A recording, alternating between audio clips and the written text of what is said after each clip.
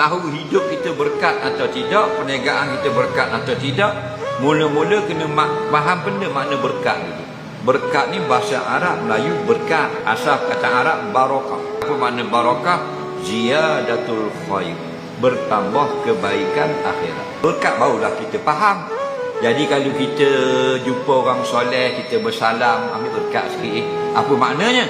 Maksudnya mudah-mudahan diri aku bertambah kebaikan. Jadi nak tahunya pendapatan kita, kerja kita, hidup kita berkat atau tidak, tengok bertambah tak kebaikan akhirat. Contoh, sekarang kita meniaga laku 7-8 ribu boleh dah sebulan. Dulu 1,000 lebih, 2,000 lebih berat. Jadi 7-8 ribu sebulan. Hari-hari teruk pun 6 ribu, 7 ribu dah. Itu bukan berkat, itu dunia. Senang tengok berkat ke tak dalam untuk dapat 7-8 ribu sebulan ni, bertambah tak perkara akhirat dalam hidup ni? Bertambah, berkat. Kalau tak bertambah, tak berkat. Kau hilang akhirat, suai. Dia gitu saja. Jadi walaupun kerja bawa food pandai, boleh 80 riyal, 90 riyal je sehari, tiba-tiba boleh pergi umrah. Berkat tu. Wah, dia supervisor tak pergi pun. Di Beijing main salji.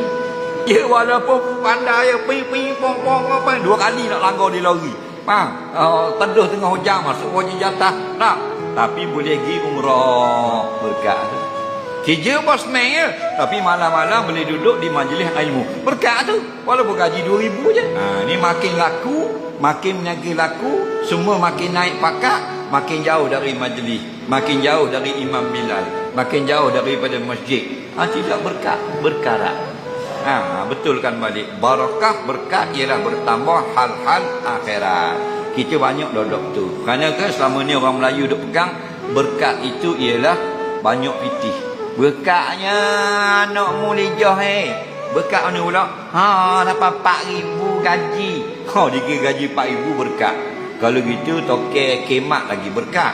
Nampak tak? Kerana dia banyak lagi duit. Duit banyak bukan berkat. Bertambah tak hak akhirat. Dulu 2 kali seminggu boleh pergi masjid.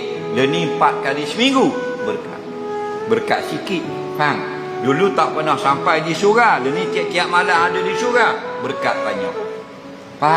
Dulu kedekut, ni suka bersedekah. Berkat. Jadi cek sendiri, jangan cek orang. Cek kita sendiri.